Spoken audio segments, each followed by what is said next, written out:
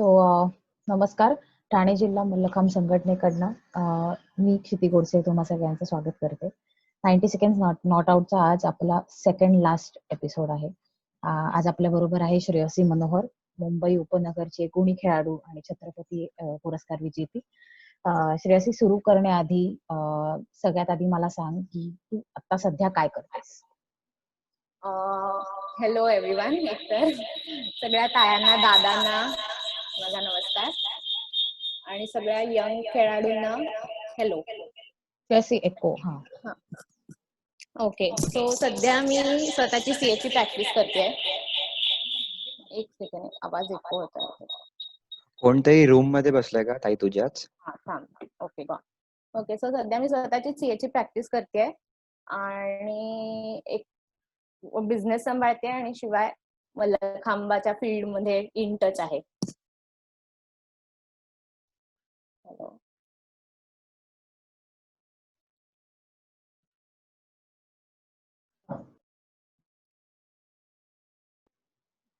Okay, sorry. Okay, आपल्या बरोबर सुरू करण्याआधी म्हणजे पुढे जाण्याआधी जाधव सर आहेत तिकडे. तर सर, एक रिक्वेस्ट की फक्त 2 शब्द श्रेयसीबद्दल किंवा काहीतरी.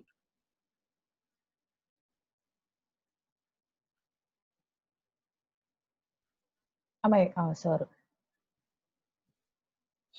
हॅलो, बोंबलेट सर आलेत का? नाही दिसत. आम्ही नाही आहेत का? नाही, तुम्ही बोला. हा, बर, ठीक आहे. ठाणे जिल्हा मल्लखांब संघटनेच्या या यंग जनरेशन कडून एक छोटासा प्रयत्न आहे की महाराष्ट्रामध्ये जे अव्वल दर्जाचे आणि छत्रपती अवॉर्ड खेळाडू त्यांनी आपल्या आयुष्यामध्ये मल्लखांबासाठी जे योगदान दिलंय त्या योगदानाबद्दलची माहिती आत्ताच्या जनरेशनच्या मुलांना व्हावी आणि त्यांनी आपलं यश कसं संपादन केलं. काही जण राष्ट्रीय खेळाडू आहेत, काही जण छत्रपती अवॉर्ड खेळाडू आहेत. महाराष्ट्र शासनाचा जो मानाचा पुरस्कार आहे तो प्राप्त केलेले खेळाडू आहेत. तर त्यांनी अभ्यास पण केला. आजची जी खेळाडू आहे ती श्रेयसी मनोहर स्वतः सीए आहे. म्हणजे अभ्यास सांभाळून बऱ्याच वेळा पालकांचं आणि विद्यार्थ्यांचं असं म्हणणं असतं की खेळ खेळल्यामुळे अभ्यास होत नाही आणि कमी मार्क मिळाले की चला पहिल्यांदा घात होतो तो मुलांचे खेळण्याचा, तुझं खेळणं बंद कर, असं बऱ्याच वेळा म्हटलं जातं. पण यशस्वीरित्या घोडदौड करत ही मुलं वेगवेगळ्या क्षेत्रामध्ये यश संपादन करतात आहे. अशी एक गुणी खेळाडू मुंबई उपनगरची श्रेयसी मनोहर, हिला महाराष्ट्र शासनाचा छत्रपती अवॉर्ड पुरस्कार आहे आणि गुणी खेळाडू तिने या मुलांच्या प्रयत्नाला होकार देऊन ती आज आपल्या बरोबर तिचं मनोगत व्यक्त करण्यासाठी उपस्थित राहिली आहे. याबद्दल TDMA आणि आमच्या या यंगच्या बद्दल कडून तिचं कौतुक करतो, अभिनंदन करतो. धन्यवाद. Thank you sir. आणि थँक्यू श्रेयसी, आज वेळात वेळ काढून, आम्हाला माहिती आहे तू खूप बिझी आहे सध्या, तर त्यात वेळात वेळ काढून आमच्याशी गप्पा मारायला इकडे आली आहेस. आणि थँक्यू TDMA. ही खूप वंडरफुल अपॉर्च्युनिटी आहे आणि खूप चांगला प्लॅटफॉर्म आहे. जसं मी आधी पण म्हटलं की हे खूप उत्कृष्ट अगदी प्रेज करण्यासारखा उपक्रम तुम्ही राबवलाय आणि माझा लॉकडाऊन तुम्ही खूप इंटरेस्टिंग केलाय. So thank you. Thank you Shreyasi. Shreyasi, सगळ्यात आधी आम्हाला सांग, तुला कितव्या वर्षीचा छत्रपती पुरस्कार? मला 9-10 सालचा पुरस्कार मिळालाय छत्रपती. ओके. सो असं इतकं पण मुलांना इतकी पण ती अशी जुनीताई नाहीये, तुम्ही सारखं बघितलं नसेल खेळताना तरी. ओके. आणि आता आम्हाला सांग की तुझा मल्लखांबाचा प्रवास कसा सुरू झाला, कितव्या वर्षी मल्लखांब सुरू केलं? ओके, सो हे खूप इंटरेस्टिंग आहे. वयाच्या 6व्या वर्षी पासून माझा मल्लखांबाचा प्रवास चालू झाला आणि तो पण एकदम ऍक्सिडेंटली. म्हणजे मला बेसिकली मुलुंड जिमखाना आमच्या घराच्या जवळचा असलेला एक जिमखाना आहे आणि तिथे फिजिकल ट्रेनिंगच्या बॅचेस व्हायच्या, म्हणजे एकदम बेसिक लेवल, की त्या बॅचेस मध्ये असं शिबिर, आपली जशी उन्हाळी शिबिरं होतात नॉर्मली दर एक जिमखान्यात, तर तशा त्या बॅचेस असायच्या आणि त्याच्यात दर एक खेळाची तोंड ओळख करून दिली जायची. आणि जिमखान्यात असं कल्चर आहे, आय थिंक सायलीनी पण आधी मेन्शन केलंय तिच्या इंटरव्ह्यू मध्ये, की त्या PT बॅच मधल्या मुलांना वेगवेगळ्या खेळाचे कोचेस किंवा प्रशिक्षक टेस्ट करायचे आणि ते प्रशिक्षक ठरवायचे की ह्या अमुक मुलाला हे अमुक चांगलं जमेल, तर आपण त्याला ह्या खेळाकडे सिलेक्ट करूया असं. तर तसं माझं सिलेक्शन झालं रोप मल्लखांबमध्ये. तेव्हा संजय रायचूरकर सर तिथे मल्लखांब शिकवायचे. तो त्यांनी मला सिलेक्ट केलं आणि डिसेंबर 1996 पासून मी मल्लखांब करायला चालू केलं. सो साधारण तू किती वर्ष श्रेयसी खेळत होतीस आणि आणि आणि किती नॅशनल खेळलीस ह्या कालावधीत? ओके. सो डिसेंबर 96 जसं मी तुला सांगितलं तेव्हापासून मी चालू केलं आणि लगेचच 2 महिन्यात माझी पहिली कॉम्पिटिशन साठी मला सर म्हणाले की चल खेळायचंय आता. जिल्हास्तरीय कॉम्पिटिशन होती आणि मला तेव्हा काहीच कळत नव्हतं फारसं की ओके सर म्हणाले खेळायचंय तर खेळायचंय. अशी ती माझी पहिली फेब्रुवारी 1997 ची पहिली कॉम्पिटिशन होती आणि त्याच्यात मला 4.45 असे मार्क मिळालेले हेही मला आठवतंय. आणि त्याच्यानंतर 23 एप्रिल 2011 ला मुंबई महापौर चषक जेव्हा झालं तर ते मी तिसऱ्यांदा वैयक्तिक पातळीवरती जिंकले आणि तेव्हा मी स्पर्धात्मक मल्लखांब करणं बंद केलं. कारण माझ्या डोक्यात एक बॅक ऑफ द माइंड काय असं होतं की मल्लखांब जर का करणं सोडायचंय तर एक विनिंग नोट वरतीच सोडायचंय आणि महापौरला जिंकणं हे माझ्यासाठी खूप मोठी गोष्ट होती तेव्हा. सो तेव्हा मी ठरवलं की बास आता हे परफेक्ट वेळ आहे. तर असं साधारण एक 14 वर्ष मी मल्लखांब स्पर्धात्मकरित्या खेळले आणि या 14 वर्षात मी 10 नॅशनल खेळले टोटल. श्रेयसी, मी तुला असं विचारेन की तू तुझ्या मल्लखांबाच्या करिअरचं क्रेडिट, तुझ्या यशाचं क्रेडिट कोणाला म्हणजे कोणाला देऊ इच्छितेस? ओके, ही एक खूप मोठी यादी आहे. सो माझं एकदम लांबलचक उत्तर असणार आहे या प्रश्नासाठी. Sure. Please bear with me. Credit म्हणशील तर अर्थातच सर्वप्रथम तर माझे कोचेस आणि माझे कोच म्हटलं की सगळ्यांना डोक्यात शशीताई, दीपक सर असे सगळे दिसतात. पण माझे सुरुवातीपासूनचे कोचेस सगळ्यात आधी तर संजय सर, ज्यांनी मला मल्लखांबासाठी सिलेक्ट केलं, इंट्रोड्यूस केलं. सेकंडली वीणा माने म्हणजे वीणाताई, तिने माझा पाया ज्याला म्हणतात फाउंडेशन की बाबा सगळ्या बेसिक झापा किंवा इव्हन ऍडव्हान्स्ड झापा तिने स्वतःहून माझ्या बसवून घेतल्या, माझा सेट तिने बसवला. आणि त्याच्यानंतर शशी सुर्वे, दीपक सुर्वे. शशीताईनी मला टेक्निकल ऍस्पेक्ट खूप सांगितले. ती स्वतः एक उत्तम पंच आहे, त्याच्यामुळे तिने मला त्या दृष्टीने सांगितलं की माझ्या कुठे चुका होत्या किंवा मी काय सुधारलं पाहिजे. सो शशीताई ऑब्व्हियसली. दीपक सुर्वे, ते जरी पण जिम्नॅस्टिक्स शिकवायचे तरी पण ते कायमच आमच्या प्रॅक्टिसमध्ये खूप इन्व्हॉल्ड असायचे. मला अजूनही आठवतंय की मी अबाव 16 जेव्हा गेले तेव्हा मला मयूरपंखी बसवायची होती, त्याच्यात मला दीपक सरांनी खूप हेल्प केली आहे. सेकंडली तर माझी फॅमिली, माझे आई वडील, माझा भाऊ, की त्यांनी मला कायमच सपोर्ट केलंय, म्हणजे फिजिकली, इमोशनली, व्हॉटेव्हर. माझे सगळे मूड स्विंग्स हँडल करा, माझ्या स्पर्धांचं टाइम टेबल बघा, एक्सेट्रा एक्सेट्रा. त्याच्यानंतर माझे सिनियर प्लेयर्स नेहाताई, स्नेहलताई, ज्यांच्याबरोबर मी प्रॅक्टिस केली, जे माझे मेंटॉर्स आहेत, की शशीताईच्या खालोखाल त्यांनी मला मार्गदर्शन दिलं. त्यांनी मला स्वतः एलिमेंट्स करून दाखवले, माझं कुठे चुकतंय ते सांगितलं. माझे को प्लेयर्स जिमखान्यातलेही आणि माझ्या टीम मधलेही, सायली, मिताली, सिद्धी, कल्पेश, अभिषेक, राजेश, खूप सारे लोक आहेत. तो ते सगळे आणि इव्हन माझे कॉम्पिटिटर्स, त्यांना पण मी माझ्या सक्सेसचं क्रेडिट देईन, कारण त्यांनी मला कधीच कम्प्लेसंट होऊ दिलं नाही. कारण मी जर का रिलॅक्स झाले तर मी पटकन मागे पडीन, अशी इतकी टफ कॉम्पिटिशन त्यावेळेस होती. त्याच्यामुळे माझे कॉम्पिटिटर्स, जिमखान्यातला अख्खा सपोर्ट स्टाफ, तिकडले प्यून्स, तिकडली मॅनेजमेंट, ते सगळे काका, त्यांनी वेळी अवेळी आम्हाला गाद्या घालून द्या, स्ट्रक्चर रेडी करून द्या, शेगड्या लावा थंडीत, मच्छर घालवायला, कॉइल्स लावा वगैरे, अशी सगळी मदत कायमच केली आहे. सो ते. आणि त्याच्यानंतर फायनली माझी मित्रमंडळी, ज्यांनी मला कायमच सपोर्ट केलेला आहे. तर असं सगळ्यांनाच मी माझ्या यशाचं क्रेडिट देईन नक्कीच. वाव श्रेयसी, प्रत्येक माणूस लक्षात राहणं, आपण सक्सेसफुल झाल्यानंतर प्रत्येक माणूस लक्षात राहणं ही सुद्धा एक खूप मोठी गोष्ट आहे. आणि त्यांना त्यांच्या म्हणजे आपल्या यशाचं त्यांना क्रेडिट देणं is a sign of humbleness. त्यामुळे I love it, I love the answer. Thank you. Now that you mention की तुझ्या फॅमिलीनी किंवा या सगळ्यांनी इमोशनली तुला सपोर्ट केलं, तर आता माझा पुढचा प्रश्न असा आहे की तू कुठला डाऊनफॉल फेस केलास का किंवा असं रफ पॅच फेस केलास का करिअर मध्ये? मला सांग. येस, अर्थातच. लकीली डाऊनफॉलच्या केसमध्ये, माझ्या केसमध्ये असं झालं की कुठली मेजर इंजुरी मला कधीच झाली नाही, thankfully. So that was a plus point. पण डाऊनफॉल म्हणशील तर 2008 अमरावतीला राज्य अजिंक्यपद आणि निवड स्पर्धा होत्या. तर तेव्हा माझा सेट माझ्या मते इतकाही वाईट झाला नव्हता, पण तरी समहाऊ माझं सिलेक्शन नॅशनलला झालं नाही.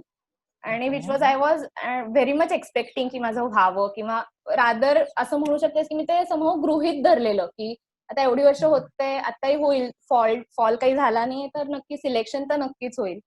पण समहाऊ त्या वर्षी माझं सिलेक्शन झालं नाही फॉर व्हॉट एव्हर रिझन्स. आणि तो एक माझ्यासाठी एक ह्यूज सेटबॅक होता.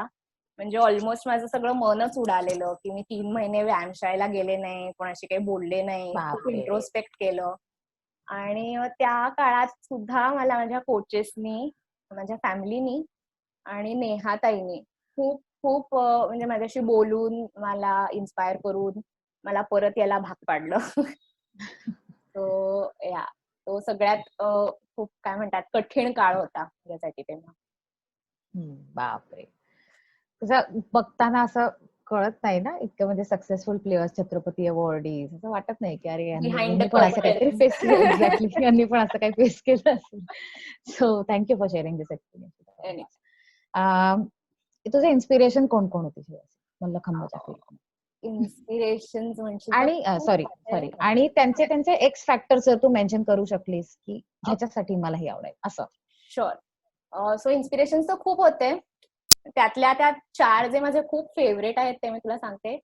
सगळ्यात पहिले तर राजूताई, म्हणजेच राजेश्वरी पिल्ले. मी जेव्हा नुकतंच मल्लखांब जॉईन केलं आणि कॉम्पिटिटिव्ह खेळायला लागले, अंडर 12 ची छोटीशी एक मुलगी, असं सगळ्यांचं खेळणं टाइप्स मी होते.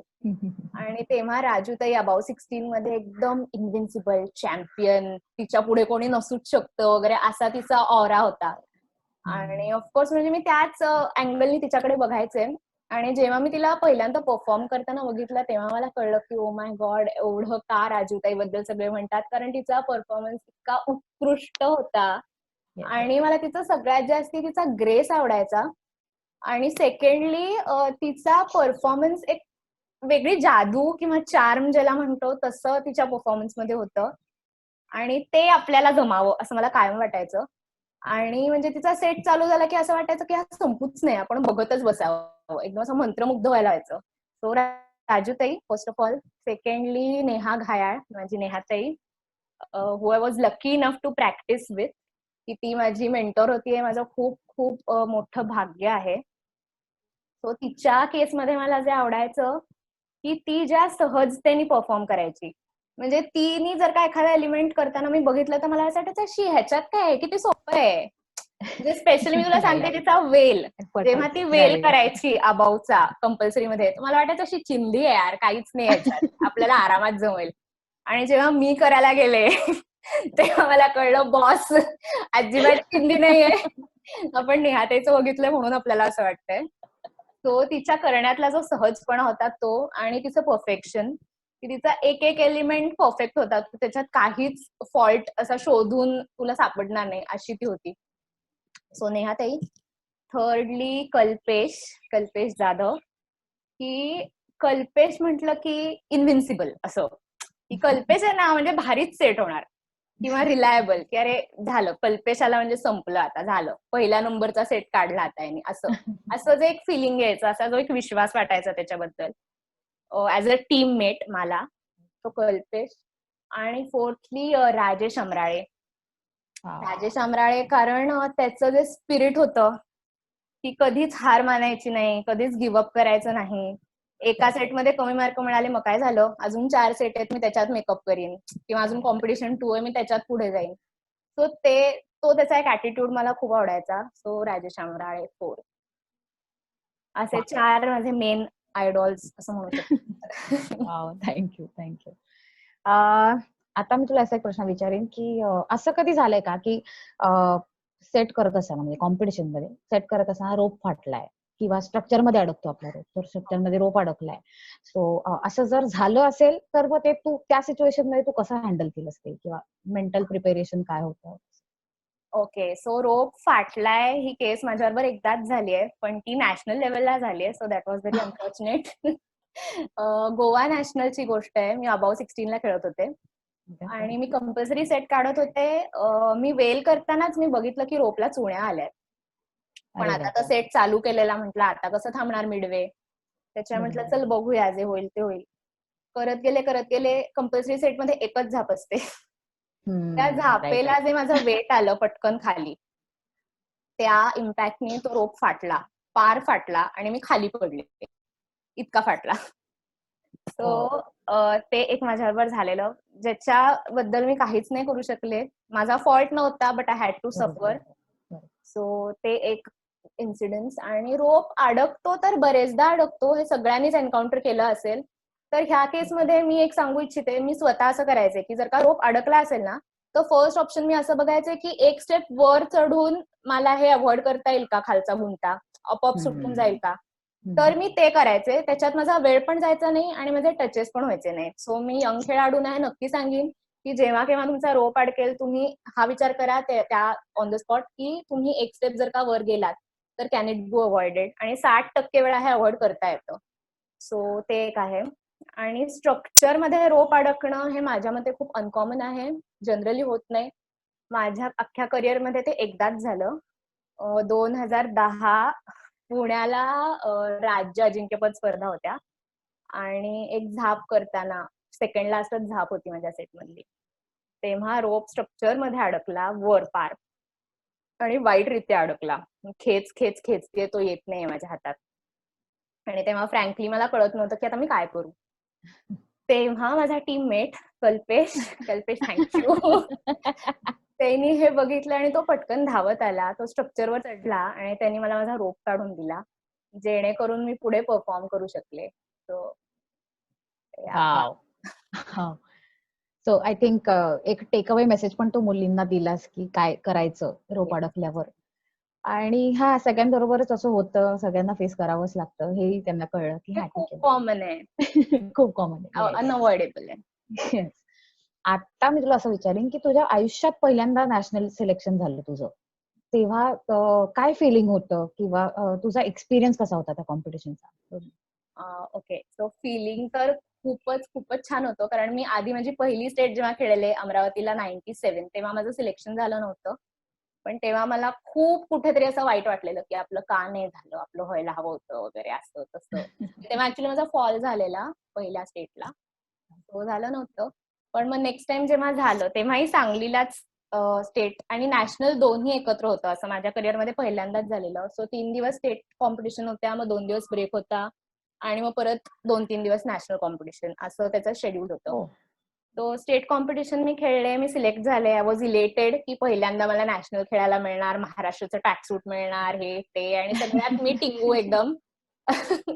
सो असं. पण अनफॉर्च्युनेटली त्याच दिवशी मला खूप ताप चढला स्टेट्स जेव्हा झाल्या तेव्हा, आणि इतका विकनेस आला की मी स्वतःच्या पायावरती उभी राहू शकत नव्हते. मग तेव्हा मी परमिशन काढून माझ्या आत्याकडे राहायला गेले, बिकॉज नॅशनल न खेळणं वॉज आउट ऑफ क्वेश्चन, मला खेळायच्याच होत्या. पटापट डॉक्टरकडे गेले, एकदम ज्या फास्ट रिलीफ ज्यांनी मिळेल तशी औषधं घेतली, आणि त्यातल्या त्यात जरा विकनेस गेला, ताप पण थोडा कमी झाला. नॅशनल्स खेळले. मे बी त्या थकव्यामुळे असेल का कशामुळे असेल, माझा स्पीड कदाचित नेहमीपेक्षा कमी झाला. आणि सेटला वेळेची मर्यादा असते हे ऑब्व्हियसली मला माहिती होतं. पण तेव्हा मी 10च वर्षाचे होते. मला हे माहिती नव्हतं की जर का तुझं टाइम अप झालं तर त्याच्या पुढचं तुझं काहीच कन्सिडर होत नाही, तुझे मार्क पण कापले जातात. हे मला माहिती नव्हतं. मी टाइम अप वगैरे ऐकलं छानपैकी आणि म्हटलं नाही, अजून 3 एलिमेंट राहिलेत, आपण ते करायचे. गुरुपकड, प्लँक आणि डिस्माउंट, असं तिन्ही मी छानपैकी करून खाली उतरले आणि त्याच्यात माझे 0.5 गेले. आणि ते जर का गेले नसते तर मी नॅशनलला लागणार होते, अशी परिस्थिती होती. तर ताई माझ्यावर थोडीशी वैतागली. मला म्हणाली, अगं तुला टाइम अप ऐकायला तू खाली का नाही उतरली? म्हटलं, अगं ताई माझे गुरुपकडचे मार्क गेले असते. गुरुपकड, प्लँक आणि डिस्माउंट, तर मला ते घालवायचे नव्हते म्हणून मी ते केलं. तो असा तो किस्सा झालेला. एकदाच आयुष्यात टाइम अप झाला आणि तोही नॅशनलला. बापरे. So, nice. असा एक्सपिरियन्स होता तो. ओके. श्रेयसी, आम्हाला तुझ्याबद्दल काही गोष्टी कळल्या आहेत. तुझ्या ओके. टीममेट्स कडनं किंवा होय. ओके. तर पहिली गोष्ट तर म्हणजे जगाला माहितीये की तू first attempt CA exam clear केली आहेस. तर सगळ्यात आधी तर कॉंग्रॅच्युलेशन. म्हणजे हे कठीण असतं आम्हाला सगळ्यांना माहितीये. आणि कसं जमलं आणि सीएचा अभ्यास करता करता मल्लखांब खेळलीस का नाही खेळलीस का काय म्हणजे? ओके. सो सीए करायचं ह्याच्या मागे पण इनडायरेक्टली मल्लखांबाचाच हात होता. कारण मला मल्लखांबाची प्रॅक्टिस सोडायची नव्हती. त्याच्यामुळे मी खूप आधीपासून ठरवलेलं की आपल्याला सायन्स आता जायचंच नाहीये, कारण सायन्समध्ये खूप अभ्यास असतो. मी माझ्या भावाचा अभ्यास बघितलेला. आर्ट्समध्ये मला फारसा इंटरेस्ट नव्हता. मग राहता राहिलं कॉमर्सला गेले. आणि मी तेव्हा असं ठरवलेलं बीकॉम करायचं, शांत बसायचं, फार काही लोड घ्यायचं नाही, प्रॅक्टिस करत राहायची. पण कॉमर्सला गेले फ्रेंड्सकडनं, सरांकडनं. माझ्या क्लासचे सर होते, त्यांनी मला खूप चांगलं काउन्सिलिंग केलं, करिअर काउन्सिलिंग, की तू सीए का नाही करत आहेस? आणि सीए जर का फर्स्ट अटेम्प्ट झालं तर तू 21व्या वर्षी सीए होऊन जाशील, तर काहीच प्रॉब्लेम नाही, चांगलं प्रोफेशन आहे, असं तसं. म्हटलं बास, चला सीए करूयात आता, असं ठरवलं. आणि हे पण मल्लखांबामधनंच ऍटिट्यूड आला की एकदा ठरवलं की करून टाकायचं, फायनल. तो ते ठरवलं आणि एक मल्लखांबामुळे एकाग्रता तर खूप वाढलीच होती माझ्या अभ्यासातली. तो मला कमी वेळ पुरायचा जास्ती अभ्यास करायला. आणि तेव्हा मात्र झालं असं की सीए केल्यामुळे माझी आर्टिकलशिप असायची दिवसभर, इंटर्नशिप ज्याला म्हणतात. तो दिवसभर इंटर्नशिप, सकाळी कॉलेज आणि संध्याकाळी सीएचा क्लास. आता प्रॅक्टिस कधी करायची? त्याच्यामुळे मग मी कॉलेजच्या सरांकडनं स्पेशल परमिशन काढली. त्यांनी मला खूप सपोर्ट केला आणि त्यांनी मला सांगितलं की ठीक आहे, तू कॉलेजला नको येऊ, तू कॉलेजला रिप्रेझेंट करतेस तर मी तुझ्यासाठी परमिशन काढतो की तुझा अटेंडन्स आम्ही नाही बघणार. तो मी सकाळी 7 ते 10 प्रॅक्टिस करायचे आणि मग पुढे इंटर्नशिप, मग पुढे क्लास, असा माझा तेव्हा दिवस असायचा. पण त्याची पण एक वेगळी मजा होती आणि ते सायमल्टेनियसली होत गेलं. वाव. पुढे जाण्यापूर्वी आम्हाला सांग की तुला 10वी आणि 12वीत किती किती पर्सेंट होते? ओके. सो 10वीत मला 92% होते आणि शाळेत पहिली आलेले आणि मेरिट 5 मार्कांनी मिस झालेलं. बापरे. So that was a shock for me actually. कारण तेव्हा मला कळलं की आपलं कॉन्सन्ट्रेशन एवढं वाढलंय. येस. आणि 12वीला 89% होते, पण त्याच्यात 4% आपले स्पोर्ट्स कोट्याचे होते. सो ऍक्च्युली 85 होते. वाव. असं. येस. मी तुला तेच विचारणार होते की तुला एक्सपेक्टेड होते का एवढे मार्क स्वतःकडनं? 10वीत पण अजिबात त्याचं तू नव्हते. उत्तर दिलंस. अजिबातच नव्हते. ओके. आणि मला असं सांग की हल्ली मुलांचं असं आहे की म्हणजे साधी 20 मार्काची युनिट टेस्टची एक्झाम आली की आम्ही एक आठवडा सुट्टी घेतो, प्रॅक्टिसला जात नाही, ग्राउंडवर जात नाही. तर तसं तुझं पण व्हायचं का? कारण आता एव्हिडेंटली आम्हाला कळलंय की 10वी आणि 12वी तुला खूप छान पर्सेंट होते आणि फर्स्ट अटेम्प्ट सीए वगैरे. त्यामुळे तुझ्याकडनं एकदा काय प्रॅक्टिस केलीस 10वी 12वी का सुट्टी घेतलीस का काय? नाही, मी अजिबात सुट्टी घेतली नाही 10वी 12वी, इव्हन सीए. माझ्या हातात असतं तर मी परीक्षा चालू असताना सुद्धा जिमखान्यात गेले असते. पण मला फायनली शशीताई म्हणाली की बास, आता तू नको येऊ, घरी बस आणि परीक्षेवरती कॉन्सन्ट्रेट कर. त्याच्यामुळे मी 10वीत पण आणि 12वीत पण एक दिवस आधी जिमखान्याला जाणं बंद केलेलं. पण तरी जर का 2-3 दिवस सुट्ट्या असेल 2 पेपरमध्ये, तरी मी पटकन जाऊन यायचे 5 मिनिटं, अरे काय चाललंय काय चाललंय. कारण ते एक माझं आउटलेट होतं की ज्याने मला खूप फ्रेश वाटायचं आणि म्हणून मला जास्ती अधिक चांगला अभ्यास करता यायचा, कारण माझं मन खूप फ्रेश व्हायचं जिमखान्याला जाऊन. तो मी आत्ताच्याही मुलांना सांगेन की असं प्लीज करू नका. परीक्षा आली, 10 दिवस सुट्टी घेतली, 15 दिवस सुट्टी घेतली, ऍक्च्युली त्याचा उलटा इफेक्ट होतो तुमच्यावरती. ओके. आणि काल श्रेयसी तू परवा आशिषचा इंटरव्ह्यू तू मिस केलास. पण त्याच्यात आशिषनी मुलांना त्याच्याकडनं एक मेसेज म्हणून असं सांगितलं होतं की एक्स्ट्रा क्लासेस लावू नका, सगळ्या विषयांचे क्लासेस लावू नका. तर मी तुला पण हा प्रश्न विचारेन की तू किती विषयांचे क्लासेस लावले होते 10वी साठी किंवा 12वी साठी किंवा जनरल शाळेत? ओके. सो मी 9वी पर्यंत एकही क्लास लावला नव्हता. माझा अभ्यास घरी माझी आईच घ्यायची. Again for the same thing की जिमखान्याकडे मला जास्ती लक्ष द्यायचं होतं. आणि 10वीत मात्र मी क्लास लावलेले, पण तेही 2च विषयाचे, मॅथ्स आणि सायन्स. संस्कृतचा लावलेला 3 विषयाचे. पण तेही मी बेअर मिनिमम ठेवलं होतं, कारण अगेन जिमखान्याला वेळ द्यायचा होता. बरोबर. So priority was always mallakhamb. Always त्याच्याशिवाय होत नाही आय थिंक. नाही, जमतच नाही काही. ओके. श्रेयसी, आपण इतके इंटरव्ह्यूज घेतले आता 90 सेकंड नॉट आउट मध्ये. त्याच्यात प्रत्येक खेळाडूने आपापला कॉम्पिटिशन मध्ये किंवा सेट काढताना स्पेशली माइंडसेट कसा असायचा हे मेन्शन केलं. कोणी खूप सिरियस होतं, कोणी असं हा ठीक आहे होऊन जाईल असं होतं. तर श्रेयसी मनोवरचा माइंडसेट कसा असायचा सेट काढताना? Okay, interesting. टेन्शन मला यायचं नाही फारसं. कॉम्पिटिशन प्रेशर ज्याला म्हणू शकशील की आता आपला सेट आहे, आपल्याला तो उत्कृष्टच करायचा आहे, ते ऑफकोर्स असायचं आणि ते असायलाही हवं असं मी म्हणते. म्हणजे फार पण तुम्ही हा चल होऊन जाईल असं ऍटिट्यूड ठेवून मे बी ते तुमच्यात भिनलं जातं. सो आय डोंट नो, माझं असं ओपिनियन आहे की ते थोडंसं प्रेशर आपल्याकडे असावं. तर तेवढंच माझ्याकडे असायचं. फक्त एक माझं सेटच्या आधीचं रिच्युअल असायचं, कॉन्सन्ट्रेशन. मी खूप वेळा करायचे आणि खूप वेळ करायचे आणि that help me a lot actually. Personally मला त्याचा खूप फायदा झाला. म्हणजे डोळे मिटून मी माझा सेट कसा करणार आहे हे तुझ्या मनाच्या डोळ्यात तू बघशील, तर ते कुठेतरी तुझ्यात इन्कल्केट होऊन जातं आणि फायनली ते तुला करता येतं. आणि एक सेकंड माझी आवडती गोष्ट अशी असायची की जर वेळ मिळाला तर जागच्या जागी हातापायाच्या मुवमेंट्स आपल्या सेटमध्ये जशा होत्या तशा करून बघायच्या. म्हणजे जागच्या जागी फुल टर्न करायचा, चढण्याची ऍक्शन, एल होल्ड, जसा तुझा सेट असेल ते. तो हे मी खूप करायचे. Okay. Wow. So mental preparation. Okay. तर माझा पुढचा प्रश्न असा आहे की 90 सेकंडचा सेट ओके अंडरस्टूड, आता तू तर दिलंस की काय माइंडसेट असतो, पण तो एक सेट झाला किंवा त्याच्या समजा उद्या आपले टर्न उद्या येणार आहे डायरेक्ट, आज काही नाही, तर अदरवाईज तुझा ग्राउंडवर म्हणजे कॉम्पिटिशनच्या वेळी मैदानात वावर कसा असायचा? ओके, मैदानात वावर म्हणजे आम्ही मैदान सोडायचंच नसायचं आम्हाला बेसिकली. आता जेवायला जायचंच आहे, ताई मागेच लागलीये, तर मग रिलक्टंटली जेवून यायचं पटकन. पण अदरवाईज मला मैदानावरतीच आम्हाला सगळ्यांनाच वेळ घालवायला आवडायचा. आपल्या कॉम्प्युटर्सचे सेट बघणं किंवा आपल्या टीममेटचे सेट बघणं, त्यांना चेअरअप करणं, हे सगळं चालायचं. हातात काय आम्ही एक वही असायची की ज्याच्यात बाकीच्यांचे पॉइंट्स लिहून काढायचे. आता कुठली टीम येते, कुठली नाही येणार आहे, आपली कितवी आहे, हे सगळं जजेसना जाऊन पटकन मध्येच जाऊन विचारून यायचं वगैरे. अशा सगळ्या आमच्या गोष्टी चालायच्या. राईट.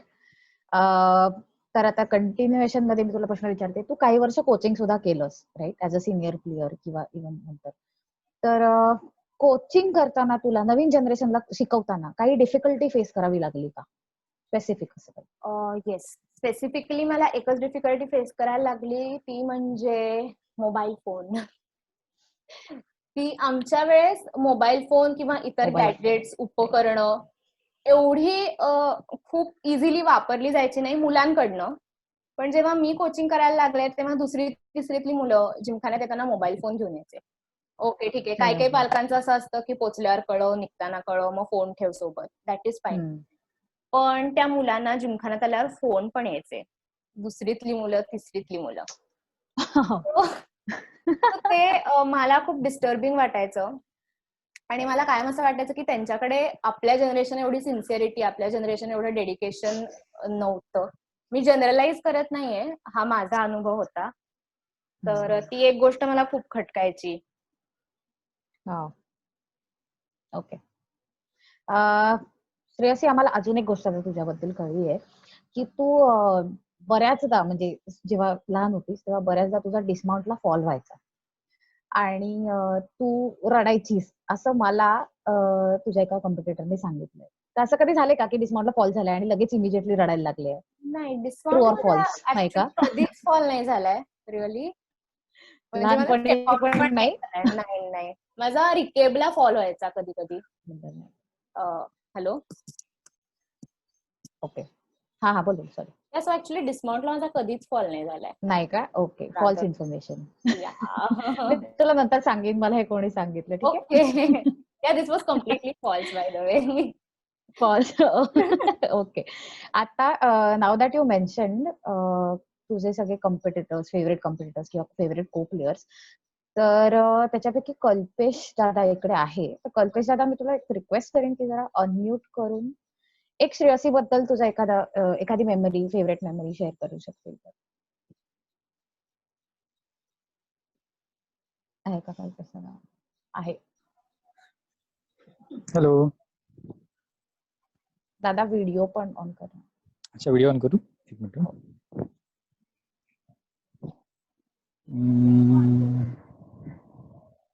छान दिसतोय मी. अच्छा, मेमरी शेअर करू. श्रेयसीने बरंच काही सांगितलं ऍक्च्युली. आमच्या मेमरीज, आम्ही ग्राउंडवर काय करायचो आणि बरंच काय काय सांगितलं. पण तिने हे नाही सांगितलं आम्ही ट्रेन मध्ये काय करायचो जाताना येताना. आम्ही गाणी गायचो. श्रेयसीचं फेवरेट गाणं होतं पोरी छोरी मधलं इंग्लिश पार्ट. ते ती गायची तिच्या सुरेल आवाजात. तिला गायला सांगू शकतो. सांगायचंय का? तूच सांग मग. नाही, इंटरव्ह्यू तू घेतेस, तू रिक्वेस्ट केलीस तर गाईल. नाही, पण श्रेयसी अगदीच म्हणजे आमच्या सगळ्यांची लाडकी होती. मी फेसबुकवर पण हॅशटॅग केलं, बघितलंस की नाही तू?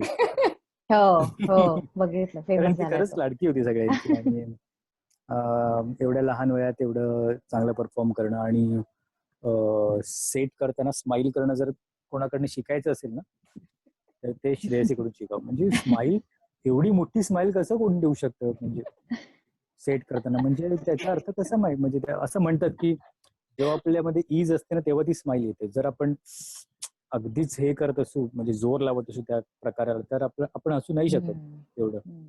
सो श्रेयसी तेवढ्याच इजने करायची एलिमेंट्स, म्हणून ती मे बी एवढी छान स्माइल द्यायची. So that's the one thing. आणि इंटरच्या शेवटी ती गाईल असं वाटतं मला. ओके ओके, थँक्यू दादा. Thank you Kalpesh. Shreyasi, coming back to you. आता सध्या तू काय म्हणशील की तुझा आता करंट खेळणाऱ्यांपैकी कोण फेवरेट प्लेअर आहे? रूप मल्लखांब, एनीवन? अनफॉर्च्युनेटली मी सध्या बरेच वर्ष फॉलो नाही केलंय फॉर सम रिझन. पण जेव्हा मी आता त्याला 3-4 वर्ष झाली असतील, मुंबई महापौर चषक स्पर्धेला आलेले स्पेक्टॅटर म्हणून, अदिती करंबेळकरचा तेव्हा मी सेट बघितला आणि तो मला आवडला होता. सो या. वाव. आणि पुढचा प्रश्न मी तुला असा विचारेन की तू खेळत असताना तुझे फेवरेट कॉम्पिटिटर्स कोण होते? Same age group, other different age group, anyone? Same age group always Ruta Deshmukh. कारण आम्ही कायमच एका वयोगटात खेळलोय, कायम अगदी अंडर 12 पासून एकत्र खेळलोय. आणि अबावला आल्यापासून सायली धुरी, ती माझ्याच बरोबर माझ्याच जिमखान्यात आम्ही एकत्रच प्रॅक्टिस करायचो. सो ते आमच्यात एक हेल्दी कॉम्पिटिशन असायचं, इव्हन प्रॅक्टिस करताना पण आणि कॉम्पिटिशनला पण आम्ही एकमेकांना सपोर्ट पण तेवढाच करायचो. सो अबाव 16 ला आल्यानंतर ऑलवेज सायली. वाव. ओके. तुझी फेवरेट झाप कोणती होती? वादी निद्रासन. वादी. त्याला झाप नाही म्हणणार, पण माझा फेवरेट एलिमेंट म्हणू शकतेस वादी निद्रासन always. Okay okay. Favourite dismount कोणता होता? Cross Bajrang back. Cross Bajrang back. Wow. Compulsory set केलेल्या प्लेयर्स पैकी तू आहेस, तर सगळ्यात नावडता एलिमेंट कंपल्सरी सेट मधला कोणता होता? वृश्चिकासन का साधी उडी बजरंग? त्यातल्या त्यात नावडतं. ते एक्सपेक्टेड होतं कारण सायलीने मेन्शन केलं होतं तुझं वृश्चिकासनची रिलेशनशिप. ओके. आपल्या बरोबर अभिषेक आणि आशिष आहेत. आणि ते पूर्ण इंटरव्ह्यू भर दोघंही हसत होते आणि माना डोलवत होते. त्यामुळे त्या दोघांनी असे एक एक करून रिक्वेस्ट करणार आहे की तुम्ही अनम्यूट करा स्वतःला आणि तुम्हाला काही श्रेयसीशी बोलायचं असेल तर प्लीज.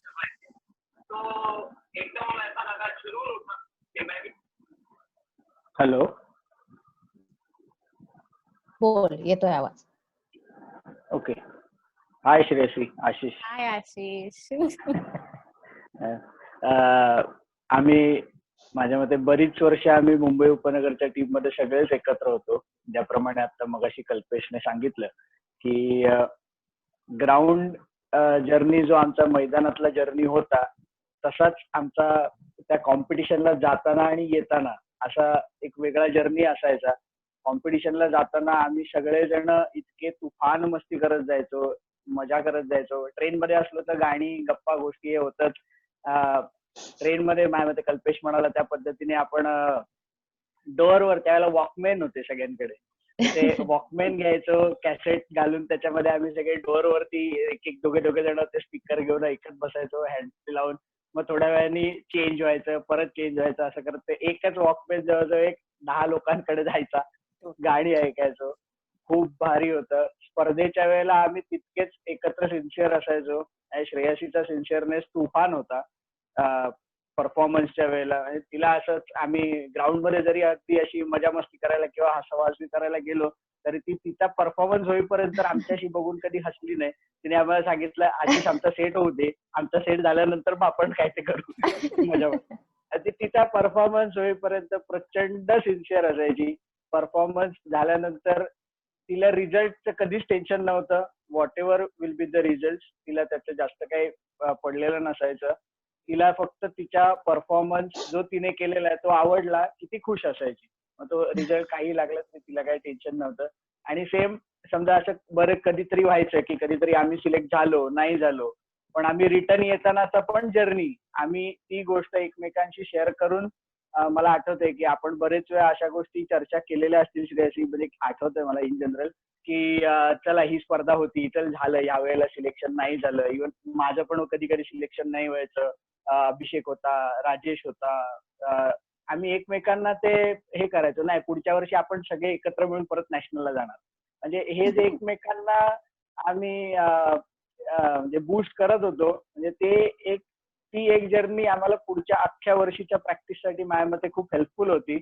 आणि श्रेयसी आउटस्टँडिंग होती. आणि कल्पेशने सांगितलं की एवढी स्माइल, आणि श्रेयसी रोपवर हसली एखादा एलिमेंट करताना की ऑटोमॅटिक आम्ही पण सगळे खाली हसायचो. आपल्या चेहऱ्यावरती ऑटोमॅटिक स्माइल असायची, अरे येस श्रेयसी एकदम फुल मूड मध्ये सेट करते. सो कॉंग्रॅच्युलेशन श्रेयसी, तू खूप खूप भारी प्लेअर होतीस आणि तू खूप स्वीट मुलगी पण आहेस.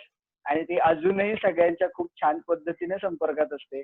थँक्यू श्रेयसी, तू अशीच राहा. आणि वी होप की तू परत एकदा मलखांबामध्ये ऍज अ कोच म्हण किंवा ऍज अ जे काय तुला इच्छा असेल, पण तू मलखांबात परत ये. Definitely. Thank you Ashish. Thank you Shreyasi. Abhishek आहे का? अभिषेक ते अनम्यूट नाही होते. हॅलो आहे, बोल. हा. श्रेयसी आणि ऍक्च्युअल बघायला गेलं तर श्रेयसी आणि माझं करिअर एकत्रच सुरू झालं. माझी पण पहिली अमरावती स्टेट होती, तिची पण होती. तिची पहिली सांगलीची नॅशनल, सेम माझी पण तीच पहिली नॅशनल. म्हणजे आमची सुरुवात म्हणजे एकदमच अशी झाली. आणि जशी ती छोटी मुलींमध्ये होती तसा मी छोटा मुलांमध्ये होतो. कुठल्याही पिरामिड्सला असेल, पिरामिडला मी कोणाच्या तरी खांद्यावर दिसायचो आणि ती पण गर्ल्स पिरामिड्सला कुठेतरी वर अशी दिसायची. त्यामुळे जो काय आमचा जर्नी होता तो एकत्र सुरू झाला. फक्त आता अबव 18ला त्यांना एक चांगलं असतं की त्यांचं अंडर 16 आणि अबव 16, म्हणजे ते अबवला लवकर येतात आणि ते लवकर एक्झिट होतात. आम्हाला मुलांना एक्झिट व्हायला थोडा वेळ लागतो. पण overall one of the best player माझ्या आठवणीतले एक आहे. आणि सर्वात माझी तशी फेवरेटच म्हणा, राजूताई, नसरीन शेख, नंतर नेहाताई, ज्योत्स्ना चित्रोडा, नंतर ही श्रेयसी, सगळे असे one of the best players. खूप छान. श्रेयसी तुला शुभेच्छा. थँक्स अभि. श्रेयसी, मी आता तुला 1-2 मिनिटात सांगणार आहे की यंग जनरेशनला तुला काय मेसेज द्यावा असं वाटतोय, तर तू त्याचा थोडा विचार करून ठेव. तोपर्यंत आणखीन एक व्यक्ती ज्याला मी सांगणार आहे की तुझ्याबद्दल बोलावं, ठीक आहे? आणि that person is Shashidhar Mhaskar. हो, शशी. आपण बोलताना तू मेन्शन केलंस की शशी माझा मल्लखांब नंतर ऍक्च्युली शशीधर माझा बेस्ट फ्रेंड झाला, त्यामुळे I couldn't miss that. So Shashi दादा, तू आहेस का इकडे? येस, हाय. ओळखलं का?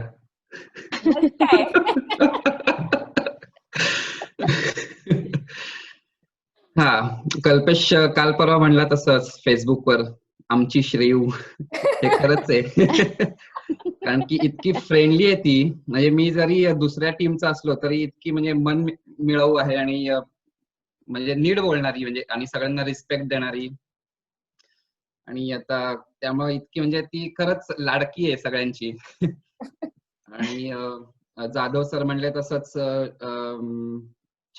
छत्रपती मिळवणं आणि साइड बाय साइड CA पण होणं, इट्स नॉट अ जोक. त्याच्यासाठी खूप मेहनत लागते आणि ती तिने घेतलेली आहे. त्यामुळे ती एक आयडियल एक्झाम्पल आहे लोकांसमोर. आणि लोकांना ती ऍज अ आन्सर पण आहे, की जे म्हणतात की मल्लखांब खेळून काय होणार आहे पुढे, तर त्यांच्यासाठी हे आन्सर आहे की हे असं होणार आहे मल्लखांब खेळून पुढे. थँक्यू शशी. माझ्यासाठी हे one of the ideal example आहे. ही आयडियल प्लेअर आहे माझ्यासाठी. म्हणजे प्लेअर ऍज अ प्लेअर म्हणून जे गुण, आयडियल प्लेअर म्हणून जे गुण असावेत प्लेअर मध्ये, ते सगळे गुण आहेत तिच्यात. थँक्यू. आणि मेमरी म्हणजे मॅक्सिमम जास्ती मोठी मेमरी सांगायची झाली तर ग्वालियर नॅशनल ही म्हणू शकतो मी. कारण की तेव्हा फक्त अबाऊ 18चा टीम गेली होती तिथे आणि आम्ही खूप धमाल केली. साटम सर होते आणि आम्ही सगळे, ऋता, श्रेयसी, आरती, पंकज दादा, परत राजेश आंबराळे होता, विक्रांत दाभाडे होता, नकुल पण होता. मस्त मजा आली. थँक्यू शशी. थँक्यू दादा. थँक्यू दादा. Bye bye. Shreyasi, coming back to you, young प्लेयर्सला तुझा एक मेसेज, श्रेयसी ताईकडून एक मेसेज. एक नक्की सांगू इच्छिते की कन्सिस्टंट राहा, सातत्य ठेवा तुमच्या प्रॅक्टिसमध्ये, तुमच्या सरावामध्ये खंड पडू देऊ नका. म्हणजे जसं आपण मगाशी म्हटलं क्षिती की परीक्षा आली मग मी आता 10 दिवस येत नाही, किंवा माझा एक XYZ कुठला तरी दुसराच क्लास आहे त्याच्यामुळे मला जिमखाना जमणार नाही, हे करू नका. जर का तुम्ही खरंच पॅशनेट आहात मल्लखांबाबद्दल तर तुम्ही एक सातत्य ठेवा, तुम्ही खूप पुढे जाल. आणि डेडिकेशन किंवा सिन्सिअरिटी हे खूप खूप महत्वाचं आहे.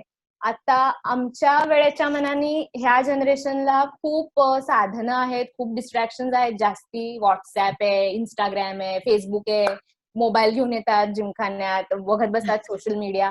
असं करू नका. जेव्हा तुम्ही जिमखान्यात आहात तेव्हा तुम्ही मेंटली आणि फिजिकली जिमखान्यातच राहा. सो ते खूप महत्वाचं आहे, ते करूनच तुम्ही पुढे जाणार आहात. सो येस, कन्सिस्टन्सी आणि फोकस. Wow, thank you. एक 5 मिनिटं आहेत आपल्याकडे, तर कोणाला क्वेश्चन आन्सर, काही क्वेश्चन्स असतील तर स्वतःला जरा अनम्यूट करा आणि विचारा प्रश्न.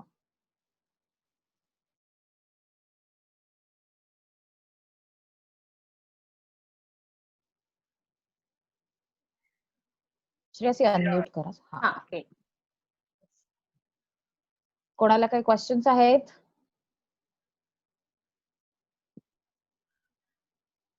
I think it was very clear.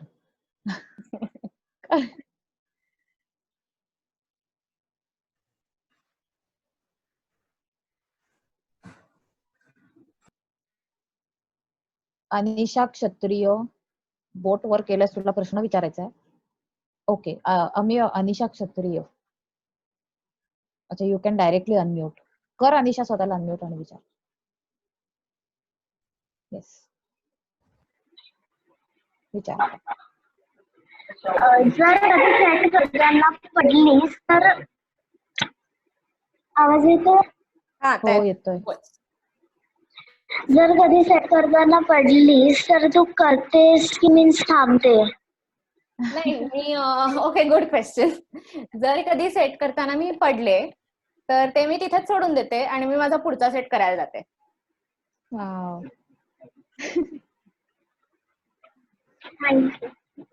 Thank you Anisha. आणखीन कोणाला काही प्रश्न असेल तर तुम्ही स्वतःला अनम्यूट करू शकता. आपण सेटिंग बदललेलं आहे मीटिंगचं.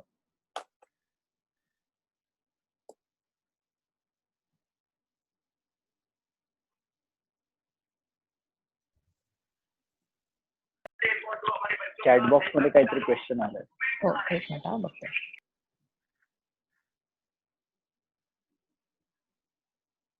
श्रेयसी, शशीदादांनी विचारलंय, which was your toughest competition that you von?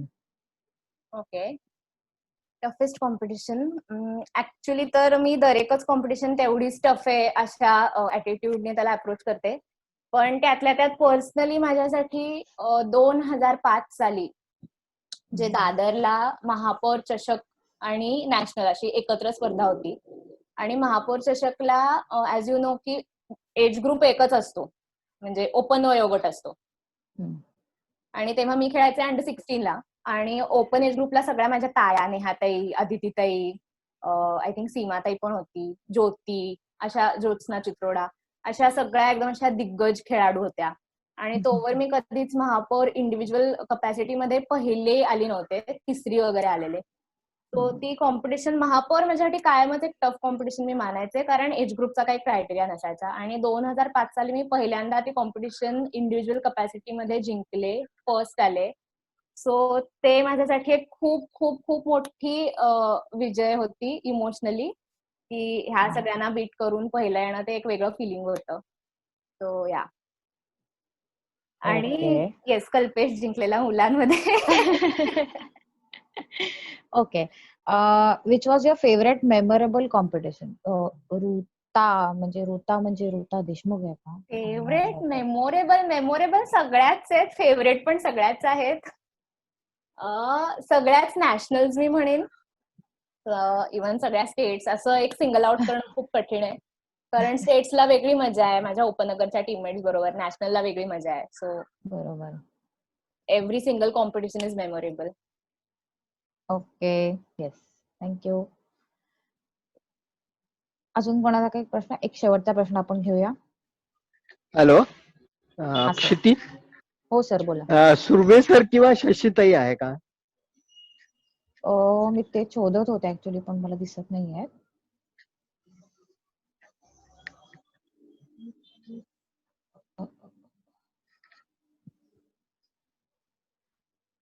नाही आहेत सर. ठीक. प्लीज असं आपण नाही करायचं, काही चांगलं नाही वाटत ते. तुझी शाळा क्लास. अमय, थँक्यू.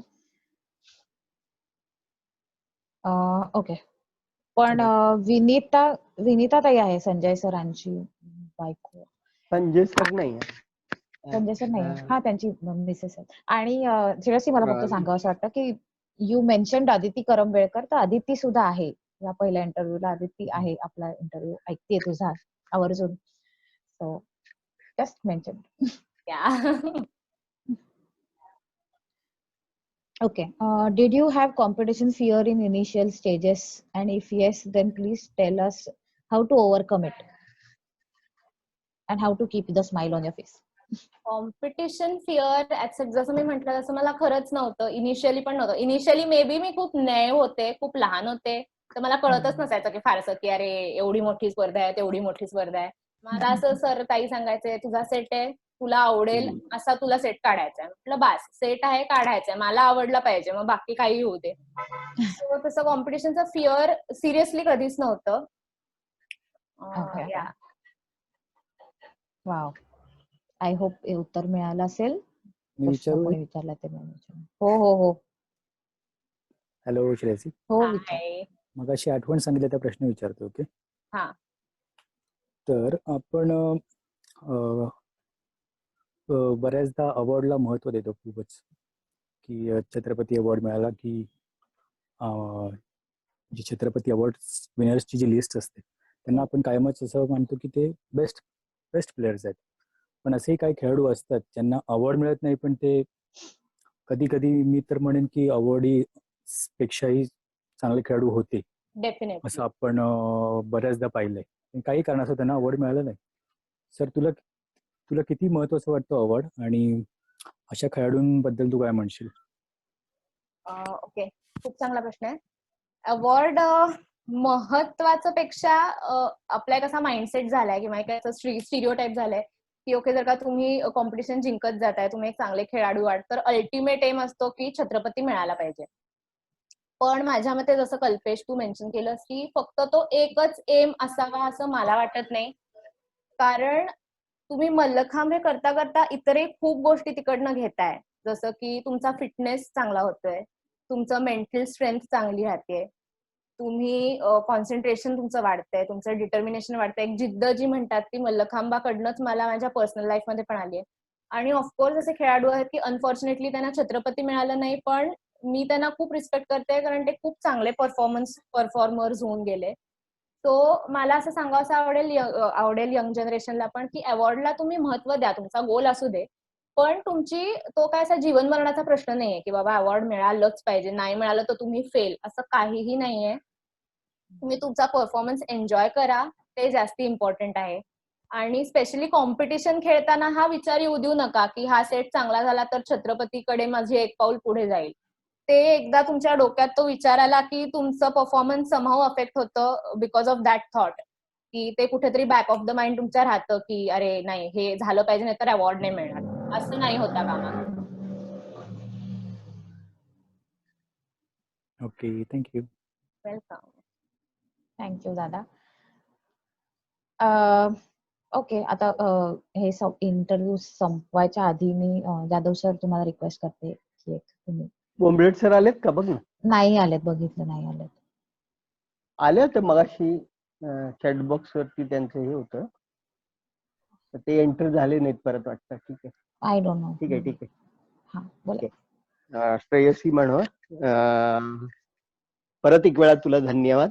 तू तुझे सगळे अनुभव छानपैकी शेअर केलेस आणि एक गुणी आणि शिस्तप्रिय खेळाडू, मग अशी आशिषने सांगितल्याप्रमाणे बाकी काही मस्ती करा पण माझं सेट चालू आहे तोपर्यंत काही करू नका, असं सिरियसली आपल्या सेटकडे बघणारी आणि एक गुणी खेळाडू की ज्यांनी छत्रपती अवॉर्ड मिळवलाय आणि एक आपल्या सेटसाठी उत्तम मेहनत घेणारी खेळाडू आणि ते करत असताना पण अभ्यासातही उत्कृष्ट यश मिळवणारी अशी गुणी खेळाडू. उद्या आपला चौथा अखिल म्हणजे जागतिक लेवलचा मल्लखांब दिवस आहे. त्याच्या निमित्ताने तुला शुभेच्छा आणि आयुष्यात अशीच उत्तरोत्तर प्रगती करत राहावं. आणि आशिष म्हणालाय तसं लवकरात लवकर कुठल्या का या दृष्टिकोनातून ऍज अ कोच म्हणा किंवा असं कुठल्याही दृष्टिकोनातून खेळाकडे जास्त लक्ष देऊन या खेळात कुठलीही भूमिका पार पाडण्यासाठी लवकरात लवकर तुझं पदार्पण हो. Thank you sir, thank you. अशा व्यक्त करतो. सगळ्यांना धन्यवाद. मल्लखांब दिनाच्या शुभेच्छा ऍडव्हान्स मध्ये माझ्याकडनं. Yes. Thank you once again Shreyasi. Thank you sir. उद्या आपला शेवटचा एपिसोड आहे 90 सेकंड नॉट आउटचा आणि उद्या सगळ्यांनी आवर्जून या. उद्या संध्याकाळी आपण भेटणार आहोत अबाउट 16 मध्ये पुण्याची नॅशनल प्लेयर अनिशा मिजार हिला संध्याकाळी 5 वाजता सेम झूम वरती. श्रेयसी थँक्यू वन्स अगेन वेळात वेळ काढून आल्याबद्दल आणि आमचे सगळे इंटरव्ह्यू आवर्जून ऐकल्याबद्दल. आम्ही दरवेळी तुला बघतो, सगळ्या इंटरव्ह्यूज मध्ये असते. हा तुमचा खूप स्तुत्य उपक्रम आहे, मला फार आवडलाय आणि तुम्हाला ऑल द बेस्ट. असंच छान छान काहीतरी कार्य करत राहा मल्लखांब मध्ये PDMA ला. Thank you once again. Thank you Shreyasi. Thank you सगळ्यांना. अमय.